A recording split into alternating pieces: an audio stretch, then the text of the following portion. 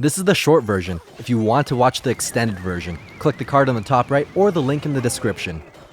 It's an orange juice. What's up everyone, this is OJ. Tornado synergizes incredibly well with big boy splash units like Bowler, Wizard, Executioner, Baby Dragon, Sparky, Rocket, and even the Giant Skeleton's Death Bomb.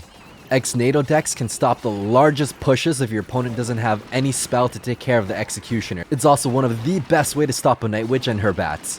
When using ex-NATO, dealing a massive golem push, you want to make sure to plant the Executioner straight. Here's a completely different outcome. The bats, Night Witch, Golem, and Executioner make your Executioner attack at all sorts of funky angles, so every single throw doesn't even splash everyone, even with the Tornado's help. If you're a Giant Skeleton user, it provides incredible value, drawing units into the bomb and locking them into position until the bomb explodes. Giant Skeleton Tornado is like an impenetrable wall in 2v2. With so much elixir on the map, it can stop all the medium units. During double elixir time, it pairs really well with other area spell units like Fireball and Poison. Even if your opponent has 3 musketeers and decides to split them in the very back, you can always pull them back with a nicely timed Fireball. Same concept with the Rocket, except the Rocket launches a bit slower than the Fireball does, so you'll want to cast the Rocket on the destination and then tornado everything into the Rocket. A much better way to activate the King's Tower against the Prince is to bait it with an Ice Spear, then pull his Frozen Majesty into this exact tile. You don't want to stop luring stuff into the King's Tower with big damage units, or you'll end up backdooring yourself and getting 3 crowned. Casting it 1 tile lower is one of the best places to pull units. It's guaranteed to activate the King Tower with smaller units. The Knight still swings the Princess twice. One advantage to Tornado is that if they play a Golem in the very back, you can rush the opposite lane at the bridge. This forces them to commit defense on that side, even if you don't end up taking their tower. They won't have much, if any, elixir to support that Golem. Essentially with Tornado, if you're making a +5 elixir trade for 1500 damage off your King's Tower, this should only be done if your Princess Tower is near at full health and it's not double elixir time yet. If you try this move and they have something as small as Spear Goblins, and you have no elixir to take care of the Spear Goblins, it will take your tower. And all that Tornado did was help your opponent damage your King's Tower. Here's a trick to avoid any damage with an Ice Spirit. Luring them closer and freezing them lets you pull them into the King's Tower. The King's Tower will have taken over 2000 damage, so you better be sure you're not going to lose that Princess Tower this match. If you really want to protect your King Tower, casting the Tornado 1 tile above the King will only let the Hog hit your King 2 times.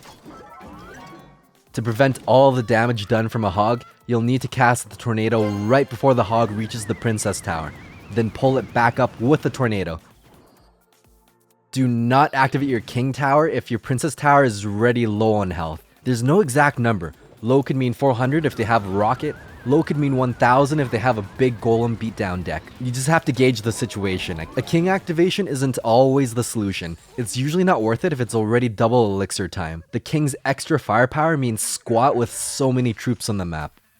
There's a few nifty tricks to activate the King Tower. One of my favorite is to activate him with an Electro Wizard. Planting it exactly on this tile forces the E-Wiz to split his attack, so he'll have only gotten 1.5 attacks on your Princess Tower. Tornado is pretty decent at taking care of the Royal Giant too, since it keeps it away from the Arena Tower. Plant it with a Musketeer, and he'll only land 3 shots on your tower. Although depending on your opponent's elixir and what cards they have, you could risk planting the Musketeer a bit higher and actually pull the Royal Giant all the way up. He'll only get 2 shots in your tower. If one of your towers is down, you can lane swap the Royal Giant onto the King. This can be kinda useful if you're trying to stay alive until the timer hits 0 and you know your King can take the damage. If the King Tower is not activated, you can pull not so beefy units like a Lumberjack into the middle area to ensure both the Arena Towers target your opponent's units. If it's not double elixir and your tower is high health, just straight up let him swing at your tower to activate the King. Timed correctly, he'll only slice the Princess once. Occasionally, if you have a few cards that can deal a lot of damage to the tower, but minions or say Electro Wizard can shut down the push, using the Tornado to remove them from the equation allows your troop to deal a lot more damage to the tower. There's almost an unlimited amount of things you can use Tornado for.